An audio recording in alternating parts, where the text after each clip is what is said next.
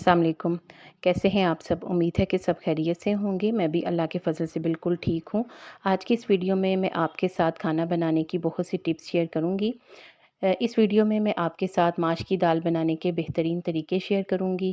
Crispy chips बनाने के तरीके और शामी कबाब बनाने के तरीके शेयर करूँगी। वीडियो को एंड तक देखिएगा। माश की दाल अपने जायके के लिहाज से बेहतरीन दाल है। इसमें फ़ाइबर्स की बहुत ज़्यादा मिक़दार होती है। आम तौर पर लोग इसे खाने के बाद गैस ट्रबल की शिकायत करते हैं। इसके लिए इसका बेहतरीन तरीका ये है कि अगर दाल को खूब अच्छा सा भिगो लें, इतना भिगोएं कि ये फूल जाए और इसके अलावा दाल को पकाने से पहले इसे उबाल लिया जाए और जिस पानी में दाल को उबालें वो पानी फेंक दें। तो फिर इसके बाद जो आप दाल बनाएंगे उससे गैस की शिकायत नहीं होगी। फिर इसके बाद मसाला तैयार करें और फिर दाल को डाल दें। लेकिन दाल को डालने से पहले मसाले के ऊपर जो तरी है, जो ऑयल आएगा, वो आप निकाल कर एक तरफ रख लें।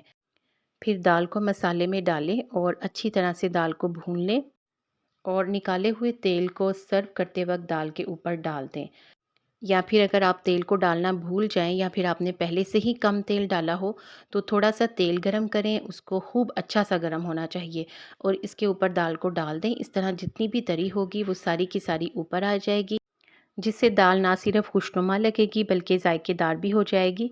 इसके अलावा इस दाल का बादीपन ख़त्म करने के लिए जब दाल पक जाए तो उसमें 1 या 2 चम्मच दूध के शामिल कर दें तो इसका बादीपन भी ख़त्म हो जाएगा।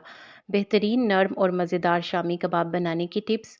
शामी कबाब बनाने के लिए कीमे का इस्तेमाल ना करें, इससे शामी कबाब बहुत रूखे हो जाते हैं, बल्कि हमेशा गोश्त की बोटी के शामी कबाब बनाएं। और इसके अलावा शामी कबाब का मसाला बनाने के लिए प्याज का इस्तेमाल करें ताकि गोश्त अच्छी तरह से गल जाए।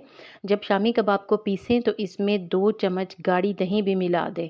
इससे शामी कबाब नरम और मज़ेदार बनेंगे। और अगर आपको शामी कबाब का अमेज़ा रूखा सा लगे तो इसमें अंडे का इस्तेमाल आप ज़्यादा कर सकते हैं।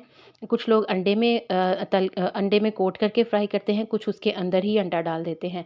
ये आपकी अपनी चॉइस है। गोश्त को गलाने के लिए अगर कच्चे पपीते का इस्तेमाल करें तो कच्चे पपीते के छिलके उतार कर इसे पीस कर इस्तेमाल करें।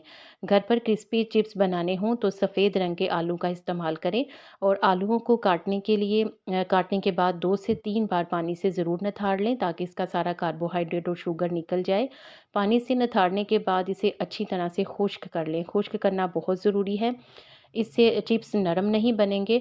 और इसके अलावा चिप्स को तेल में डालने के बाद चूल्हे को बंद कर दें। पहले तेल को अच्छी तरह से गर्म कर दें। जब आप उसमें आलू डाल लें तो चूल्हे को बंद कर दें और उसको हल्की आंच पर 15 से 20 मिनट के लिए फ्राई करें। मज़ीद अच्छी अच्छी टिप्स के लिए इस वीडियो को लाइक कर दें, चैनल को सब्सक्राइब कर दें। शुक्रिया।